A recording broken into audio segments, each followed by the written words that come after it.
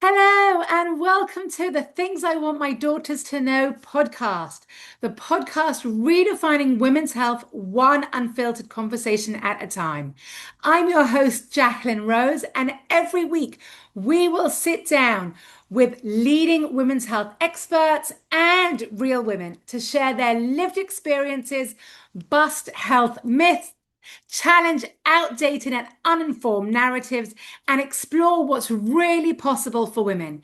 We'll explore the truth around women's health, from periods to fertility issues, menopause, hormones, and aging, and everything in between, while sharing practical, evidence informed strategies that you can use to feel more connected to your body, empowered in your choices, and confident at every stage of your life. This podcast is for every woman who felt confused, dismissed, or left out of her own health conversation. It is a space to celebrate women, break the silence, and open up an intergenerational conversation between mothers, daughters, sisters, aunts, and friends. Let's get started. Hello, everyone, and welcome back to another episode of the Things I Want My Daughters to Know podcast. And I am extremely excited and honored today to have a real pioneer and one of the OGs of the menopause conversation, Rachel Lancaster. I have been following her for such a long time. She was one of the first podcasts that I myself listened to. So I'm really honored to have you with us, Rachel. Tell us a little bit about who you are, what you do, and we'll dive straight in. Thank you so much. And thank you for the invitation to join you today. I'm excited too. And I know that you and we share a lot of the same sort of passions about menopause, don't we? And we're trying desperately to get some positivity into the whole narrative, which we will talk about. But so I was given an early menopause diagnosis at the tender age of 41. And I don't think it was right looking back and connecting the dots. I think I was in perimenopause, but obviously something wasn't quite right. Yeah.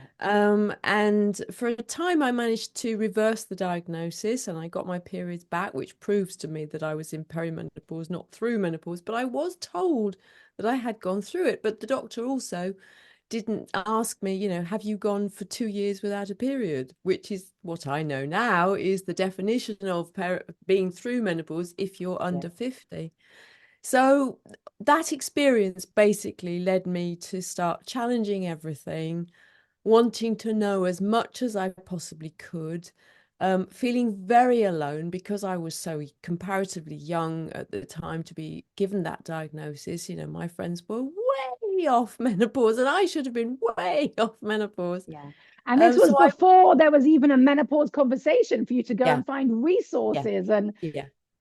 So I tried to create the resources. That's exactly what I tried to do. yeah, I tried to start opening up conversations, trying to find out what was going on with my body and the bodies of other women, and ensure that nobody needed to feel quite so isolated, alone, and ignorant as I was, because yeah, ignorance is not bliss when it comes to menopause. It really isn't. And the more we know, the more able we are to manage the process, manage our experience of it, embrace it rather than fight it, because it's not the end of meaningful life. It's the beginning of a whole new, wonderful, expansive, beautiful new chapter. And that's the message I want to get out to women.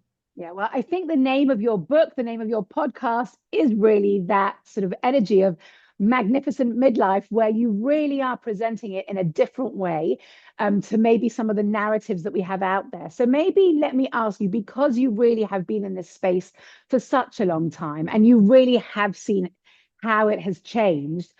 What have you seen? How have you seen things change? Your early menopause diagnosis, which again may have, if you were today, maybe you would have got a perimenopause Yeah. diagnosis rather than a menopause. So, what have you seen happen over the last, 10 or so years or more while you've been in this space? Okay, you're allowing me to clamber up on my first soapbox. There are many. Excellent. My first Go soapbox. for it. So Go for it. So when it all started, I thought, oh goodness me, people need to be talking about this. And now I'm thinking, oh goodness me, I wish they'd stop talking about it because it's Yes. everywhere. And the Yeah. problem is that while there wasn't any narrative, and while I'm delighted that people are talking about it now and people are getting more informed, there is a narrative that we all seem to need to follow if we are empowering women. Yeah. And that narrative is not my narrative. It's not the way I see menopause. So I think there has become a massive over medicalization of menopause. I think there has been a massive pushing of hormone therapy. People now are beginning to look at some of the things that I looked at years ago, Yeah. which is our health, our exercise, our diet, our stress levels, because I have no doubt whatsoever that my stress levels brought on this diagnosis in the first place. Yeah. Um, and people are beginning to talk about that, but it's always an afterthought. It's sort of Yes. like take the drug first, and then, yeah, you can sort out your lifestyle, but it doesn't really matter. Whereas actually, if we sorted out the lifestyle and if we did it, all the way through life, in fact, I mean, obviously in our 20s, a lot of people aren't going to be thinking about their long-term health and well-being.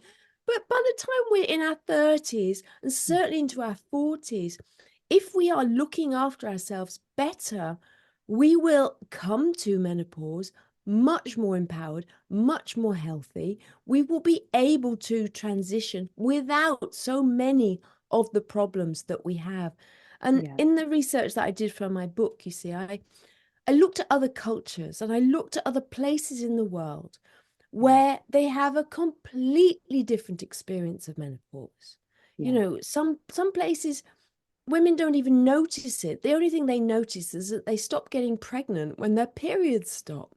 You Yeah. know, that's it. And Yeah. it depends on lifestyle, it depends on what we're eating, but our modern Western life has led women to have a difficult experience of menopause. And that has now become the default narrative, because what happens as well is that the people who have the worst experience shout the loudest. Loudest. Yeah. And Because they need the biggest amount of help. they need the help. And I'm not saying they don't need the help, they absolutely need the help. But then often it's the women in very stressful jobs or lives. It's women, and this is a real elephant in the room that people don't talk about. Women who've had addiction issues in the past, you Yeah. know, maybe they're really overweight. There's another elephant in the room. Yeah. And then these women, because they have status and they have position in society, their voice becomes the default voice. Yeah. Whereas there's people like you and me, we're perhaps a bit quieter, but maybe we're a little more considered. Yeah. And we're actually looking at what the research actually says instead of cherry picking what we want it to Yeah. say. Yeah. Um, and that then becomes the default voice. And that so this is a very long answer to your question, but it drives me nuts because I Yeah. think what we have now is we have a climate of fear. Yes. We The have women, menopause is something to be scared of. yeah. There are checklists of symptoms. You're going to experience, anywhere from 5 to 35 different things. Oh, And it's it's over not, 100 now. I yeah, mean, and we've got the it's list got the kitchen sink on it. It's and it's like, presented as not a choice. It's presented as it's going to happen. yeah. And it's Yeah. also positioned as the gateway to ill health. And that really, really makes me cross because it's not the gateway to ill health. Yeah. It is a normal, natural transition in a woman's life. Yeah. It's like puberty in reverse. You Yeah. know, puberty wasn't the gateway to ill health, was it? So why have we got this position that menopause is the gateway to ill health? Because if we position menopause as the gateway to ill health and we have a drug that people are now saying women should take from midlife forever, Yeah. not just through menopause, but forever if they want to protect themselves from cardiovascular disease, dementia, diabetes, everything basically, all the disease, the chronic diseases that come in later life. If we want to protect ourselves from that, we have to now take hormone therapy. Yeah. So that's building that climate of fear. Fear does not build into health. What about the women who have had breast cancer and can't take hormone therapy? They are now worried that they're going to get dementia because they can't take the hormone therapy. But this is all it's just in reverse. It's the wrong way Yeah. round. And what's Um, ironic is that there was that time period where HRT was, anyone even talking about HRT was the devil.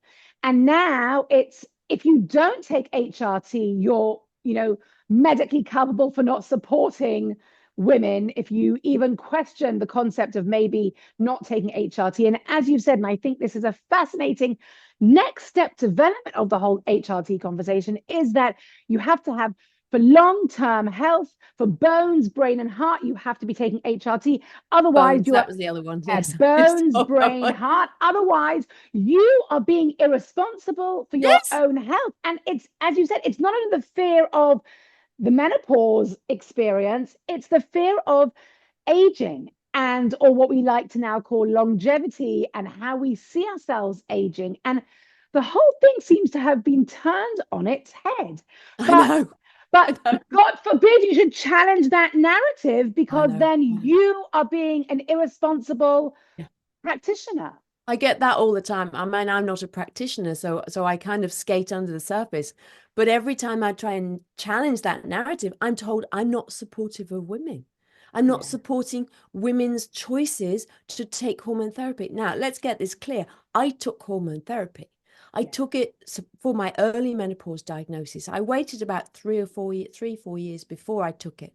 But then I did take it because I had a bone density scan and I was found to have borderline osteopenia in my hip.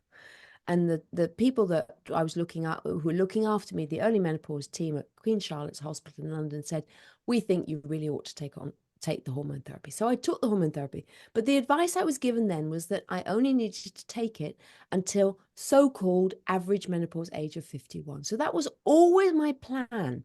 And I had changed my lifestyle, I'd changed my diet, I'd changed so much about my life that when I reached 51, I didn't have any symptoms. So I'd never had any symptoms. So I yeah, came off the hormone therapy.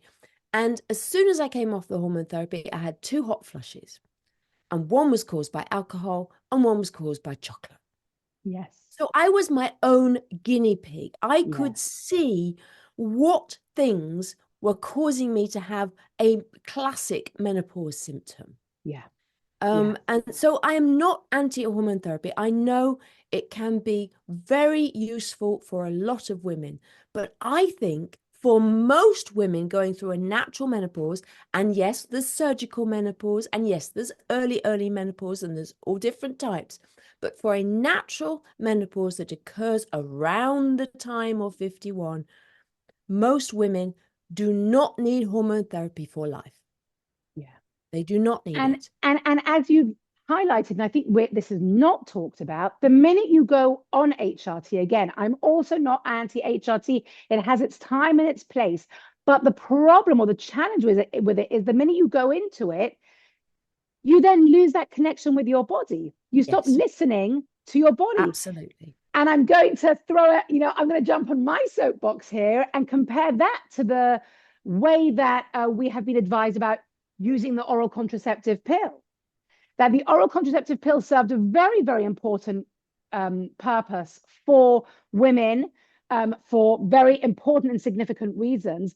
But there was a downside that was never spoken about. And that downside was disconnecting you from your natural rhythm, your natural cycles, your natural body hormones, and all the benefits of the oral contraceptive pill.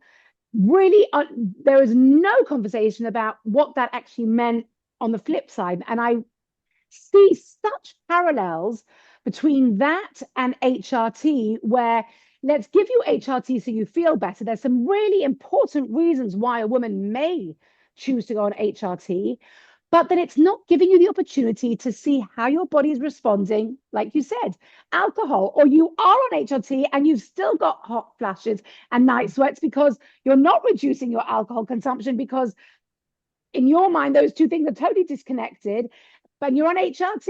So everything's fine. Let me carry on drinking my alcohol. We're not here to bash alcohol, but and we do know that alcohol is a significant trigger for hot flashes. So Yeah. it's creating another reason for women to be disconnected from their bodies, another way for women to not have those open channels to listen to the messages their body is sending them.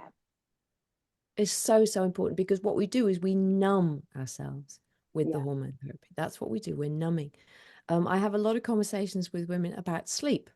And my first question is when they say they can't sleep well anymore because of menopause, I say, how many cups of coffee are you having? Oh, 3, 4. Well, there you go. There you go. Cut out the coffee or just have it before 12 o'clock and see how it goes. Because, that is going to impact. And the thing, what we don't talk about, and I know, we're both fans of Tanya Alphaseer, and she put me onto this concept that menopause is a sensitive time in a woman's life. It's when our bodies don't react to things as they used to. And again, those are those signs that it's useful to look out for because this will be our body going forward. Yes, it will change when we get to the end of menopause, when we've gone through perimenopause, and then we'll have another sort of evolution. But the signs that we're given in perimenopause, if we respond to those signs, we are setting ourselves up for good long-term health. And that's really, really important. So again, it's important to listen to these things and to appreciate. I think the body is amazing. And I now see menopause as a gift. I think it's a gift that men don't have. We have it.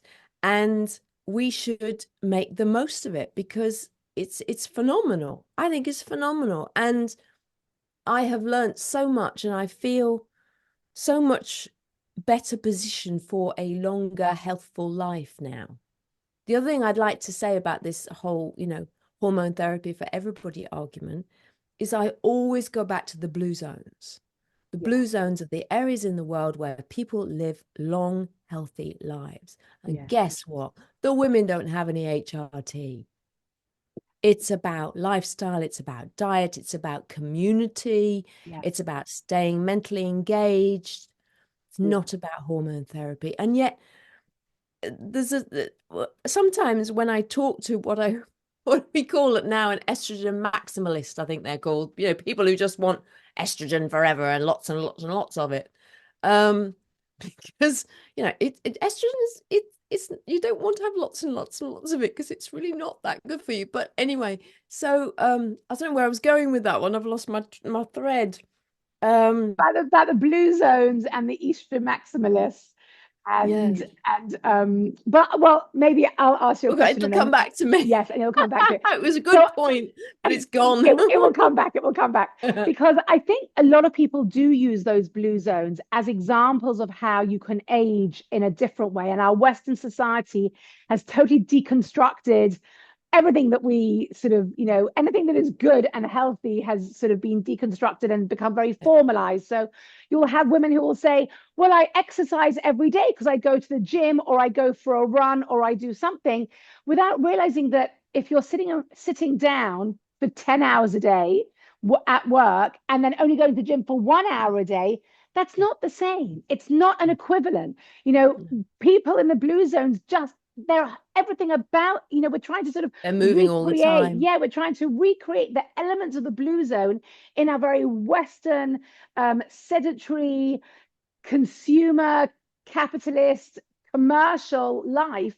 And it's just not the same. So it's possible that as a sort of fix for that, maybe we do need things like HRT to support us because we are not living like that. But I think the conversation needs to go away from this is what you have to do, because if you don't do it like this, you're putting yourself at long-term health risks, Mm. versus this is an option that you can look into and choose to do if you feel it's right for you. And I think that maybe is where the conversation has been totally missed. It is now this is the way to do it. And I think that sort of goes a little bit to the way that the story is specifically menopause, but I think women's health in general is really portrayed as a very cookie cutter, stereotypical, middle class, white, woman who is experiencing these stages of life. Mm. And therefore, this is how it's going to look without understanding that as many women as there are in the world is as many menopause experiences as there are. Mm. Mm. It's yeah, we've gone far too far in one direction, and we need to pull it back.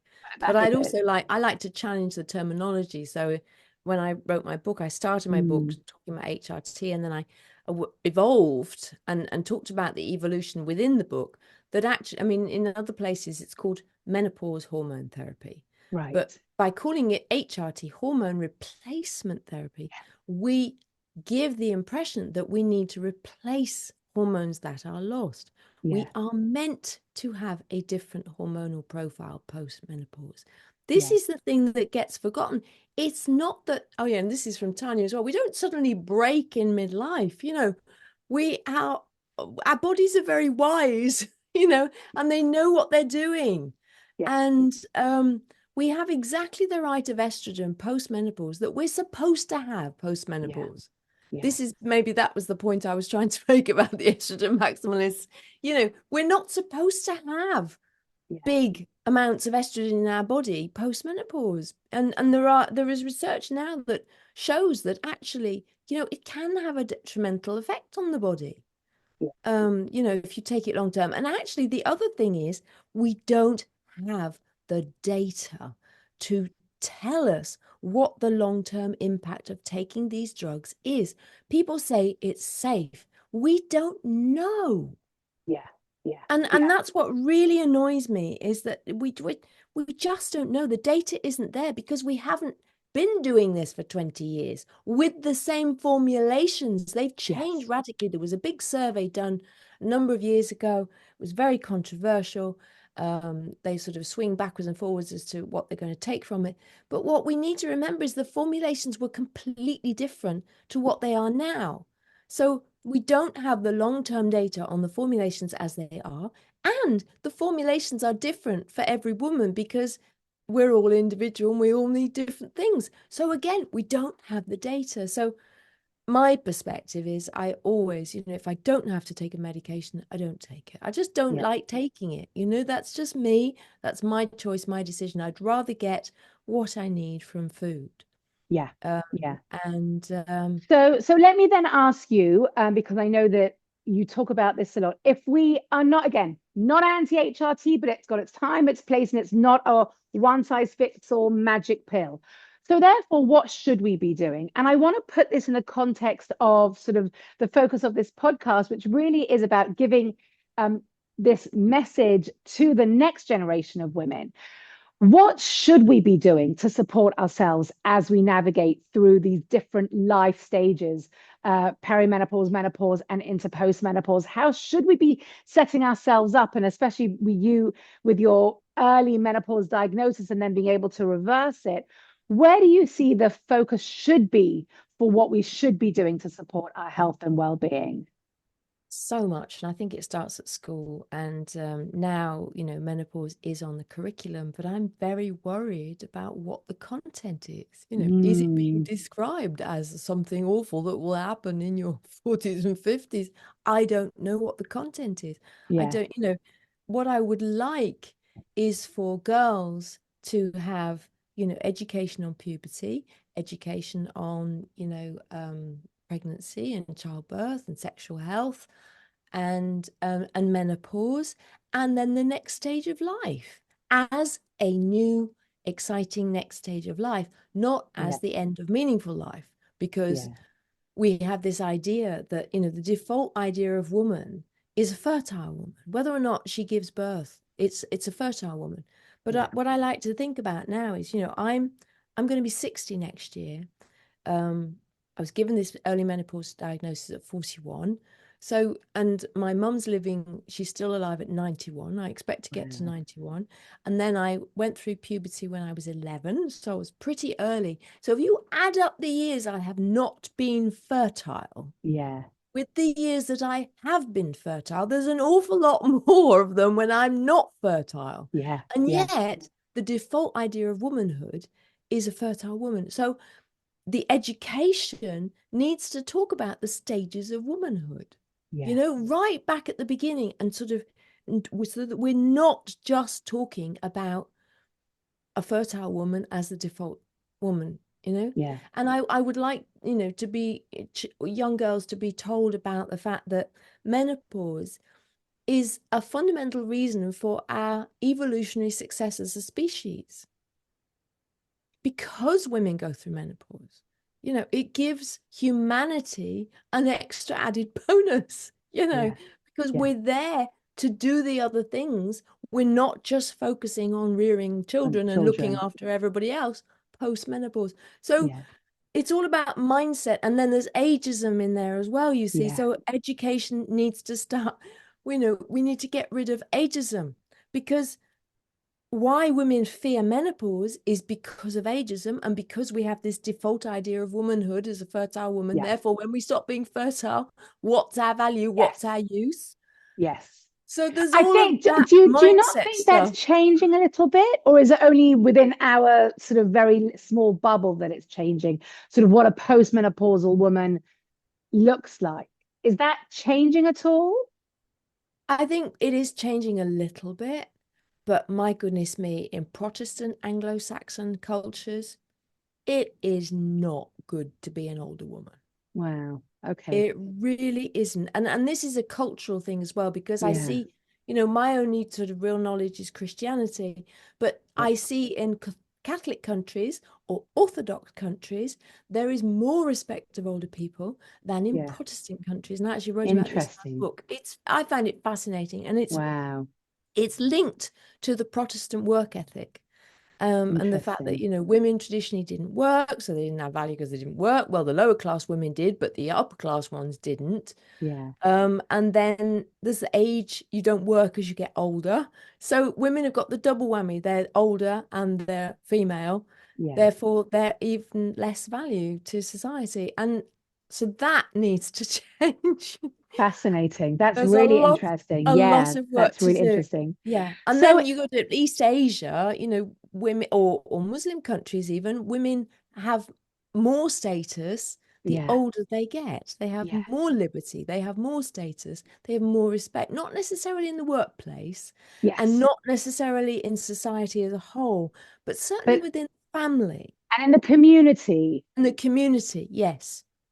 yeah, fascinating. And I don't think that we're talking about those No, different models because no, it's not just the Western, no. the Western model that exists. It's just not. So that's I know. fascinating.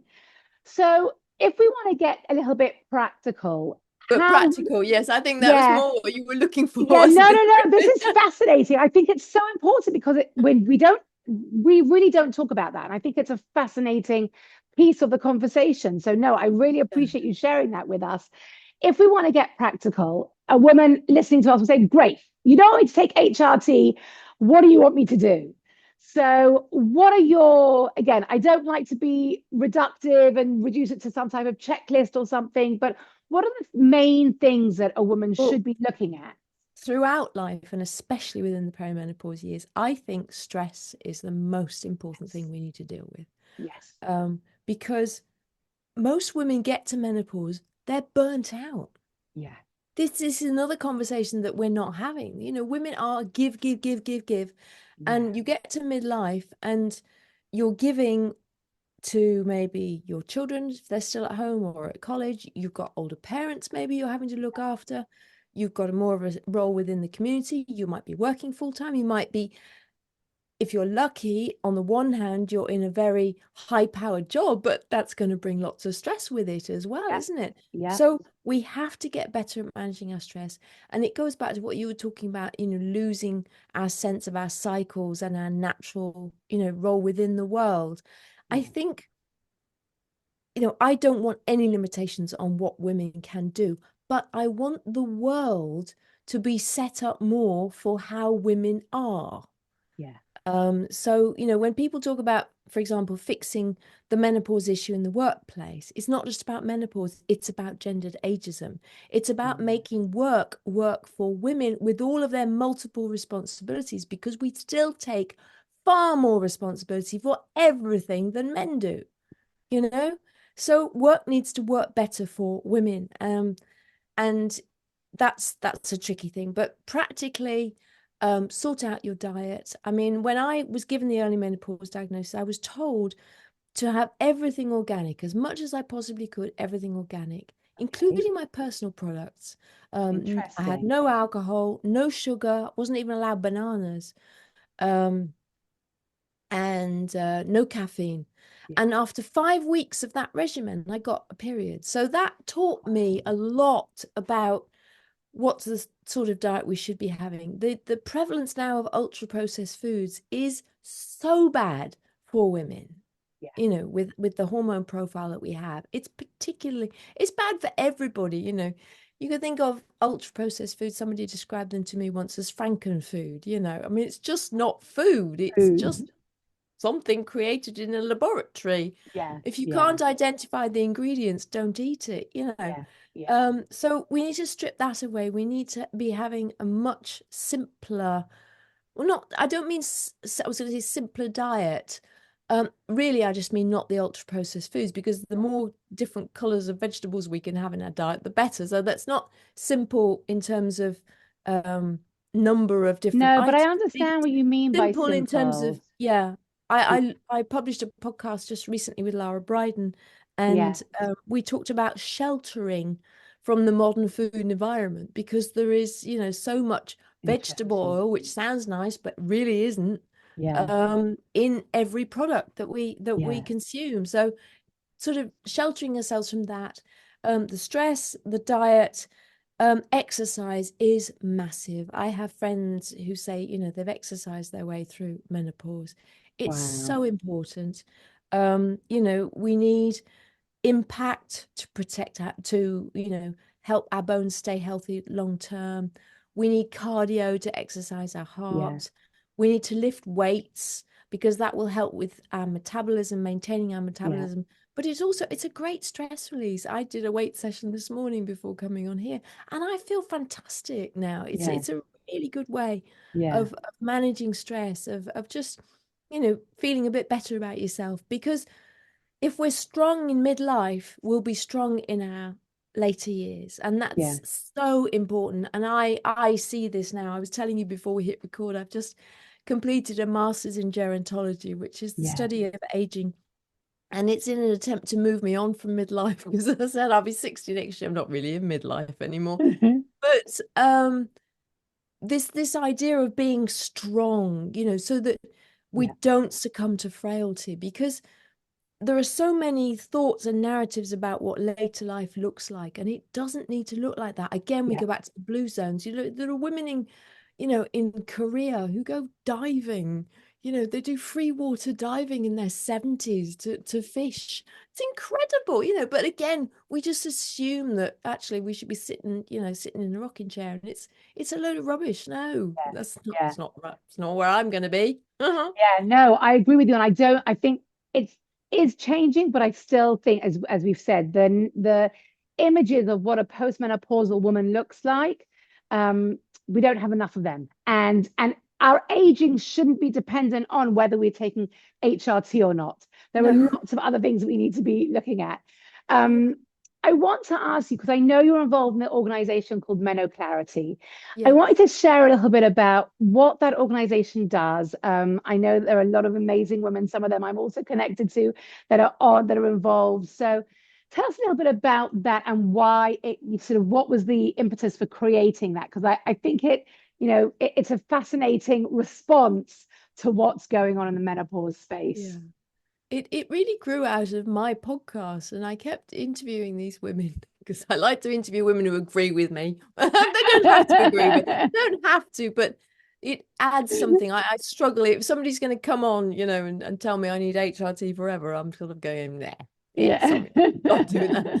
Um, So I was interviewing these women in the menopause space or in women's health, and we would have conversations, and they shared my concerns that there was a lack of clarity about menopause. There Yeah. were narratives out there that are simply not true. And Yeah. now it's become disinformation. It literally, people are, and they're cherry picking data, they're creating things. I mean, one example is years ago, not that long ago, actually, there was a figure called 900,000 women have left work because of Yes. menopause. Yes. And that That was what wasn't that figure used in one of the popular documentaries?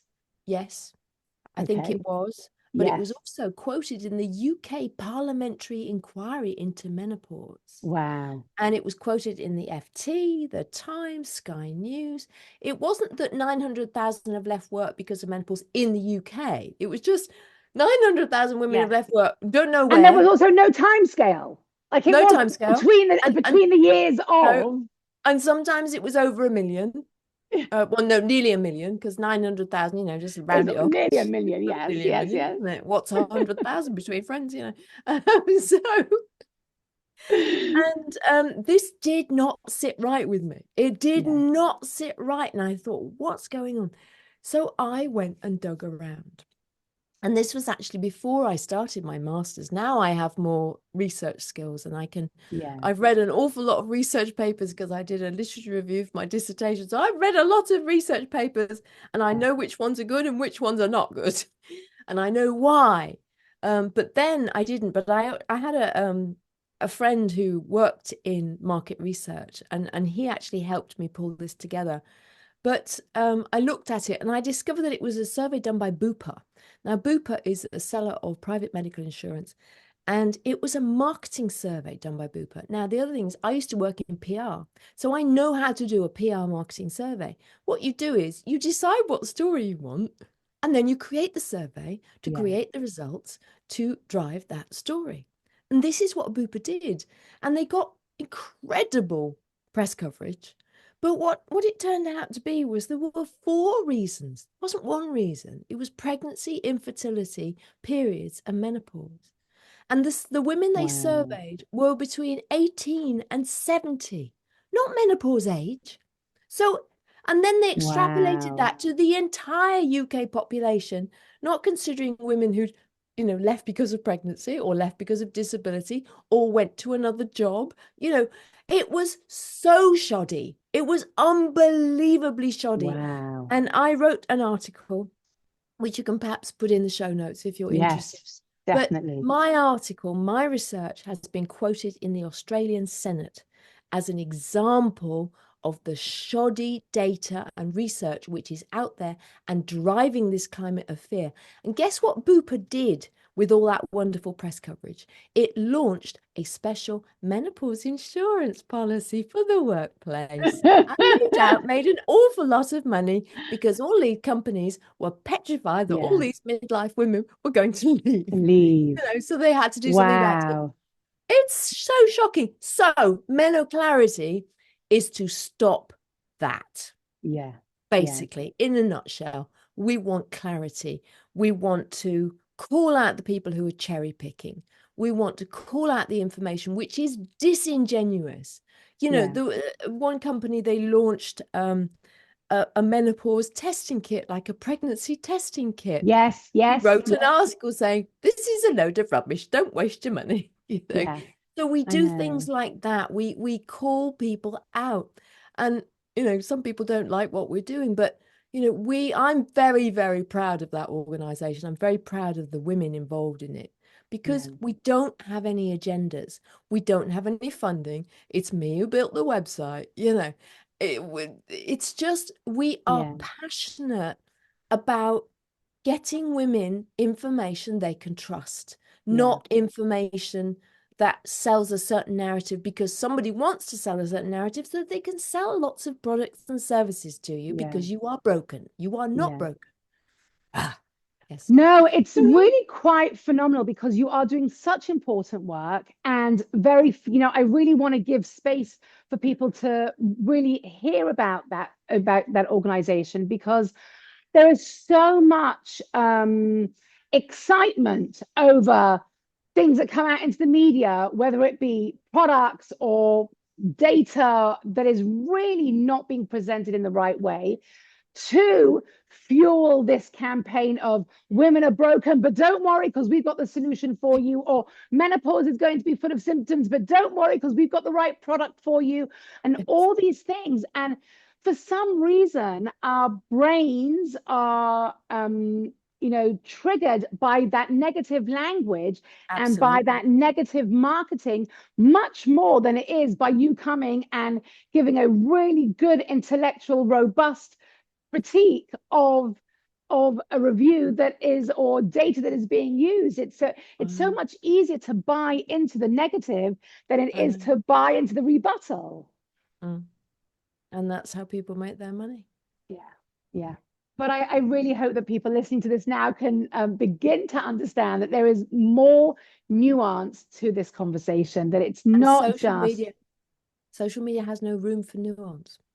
Yes, That's the 100%. problem. It has no room for nuance. Yeah. It has no room for, it wants to send you a single, simple, easy message. And when things are a bit more complicated, like women's health and like, everyone's own personal experience, that's too confusing. It's too confusing. Yeah. Yeah. Okay. So this podcast is called Things I Want My Daughters to Know, and it's really about opening up the conversation for the next generation. So I ask all my guests as we come to the end of our time together, what are the things that you want your daughters to know, your goddaughters, your nieces, that next generation of women, that really the message that we didn't know when we were their age, that now we are able to share with them? There's so much, and a lot of it is what I've been talking about. But I would like young women to know that life is an upwards trajectory. It's not, we get to this stage and then the bell-shaped curve of life. It's not like that. It's an upwards trajectory, and aging's gonna happen. Being anti-aging is about as useful as being anti-nighttime. Don't get the Botox in your 18 when you're 18 as a preemptive measure, because wrinkles are lovely. I've got wrinkles. They mean I've laughed a lot. I like my wrinkles. Yes. I always say, I have to say now that I don't actually dye my hair. I know I look as if I do, but I don't.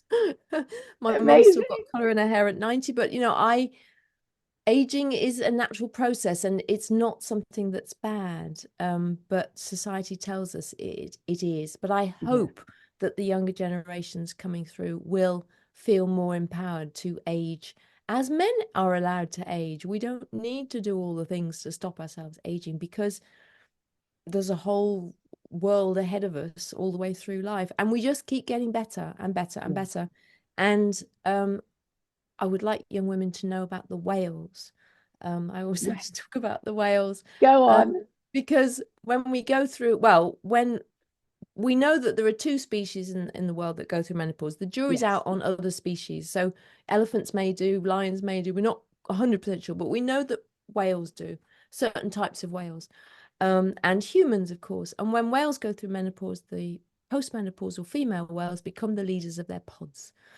They are not led by male whales, and if they are led by male whales, the pods do less well than the pods that are led by the postmenopausal whale. So I like to extrapolate that in the same way that whales are more useful post-menopause. We are also more valuable to our communities post-menopause as leaders than as breeders. So I like that. Whole new world ahead. And as I say, it's just, we keep getting better. I mean, there might be a bit of really ill health at the end of life, but again, if we're working out and we're staying strong, hopefully that will be limited, but there are It so is ironic, isn't it, that men are allowed to age and that image of, like, the silver fox, the Yeah. older man who, he's still sexy and he's still got it and he's still, And he's virile. yeah, and the Virile. equivalent woman of the same age, still, despite everything that we've been through, still Yeah. doesn't have that image of anything positive. It's only negative connotations. A similar woman to that sort of older, very, eligible older man. But a lot of it is also self-directed ageism. It's not just Pain. society. We've taken it on. We limit ourselves. We're the ones who get we buy the products. We don't challenge it. So I would say just challenge everything. And I'm always saying, if the narrative doesn't suit you, challenge it and find a narrative that works for you. Oh, I love that. But we have bought into that narrative ourselves anyway. Yes. And we need to change that. Yeah. Well, you're doing absolutely all of that to change that narrative. Tell me anything else as we close up that you really want to share, anything else you haven't mentioned, anything that you sort of really want to make sure. I think so, but I just want to give you that chance if there's anything else you want to share before we close up. I just, menopause is brilliant. I love it. I love being a postmenopausal woman. I have more clarity now. I have a much lower bullshit tolerance level. And I'm going to change the world. That's what I want to do. And I want women to feel that, when the children have gone, if they've had children, and when they've gone through menopause, that there is a whole new exciting chapter ahead. Yeah. And just go out there and make the very most of it, because the world needs you to. Yeah. Like the postmenopausal whales, the world needs postmenopausal women. Yeah. Seriously, the men have made a mess. Amen. Amen. I think that, we need to be getting that message out that postmenopause is really where it's at. I use the phrase that you do not want to meet a postmenopausal woman in a dark alley in the middle of the night. She will not stand for anything. She is going to be, so. Yeah, well, Rachel, thank you for this. We've covered so many different things, and I really appreciate you sharing your wisdom and your thoughts with us. Tell everyone how they can connect with you. Where can they find you? Where can they hear your podcast? So the podcast is Magnificent Midlife. My book is Magnificent Midlife, Transform Your Middle Years, Menopause and Beyond. It was recommended in the New York Times as one of 7 top books on menopause, which is rather nice. I saw that. Website, magnificentmidlife.com. I did recently change my Instagram handle. It's now Rachel Lankester. But if you search Magnificent Midlife, you'll find it. We're going to find you everywhere. Yeah. Amazing. Rachel, thank you so much. It's been so wonderful welcome. To connect with you and to hear your wisdom. People, please go and listen to Rachel's podcast. I listen. It is amazing. There are plenty of back episodes to listen to. Nearly 180. Yes. Yes. Not all on menopause, many different things, obviously, because that's the story I'm trying to get across. We're not just about our hormones. Yeah. And you've shared some really interesting life experience stories and, real lived experiences. So everyone go check out Rachel's podcast, and thank you all for joining me. And I look forward to seeing you at another episode of the Things I Want My Daughters to Know podcast.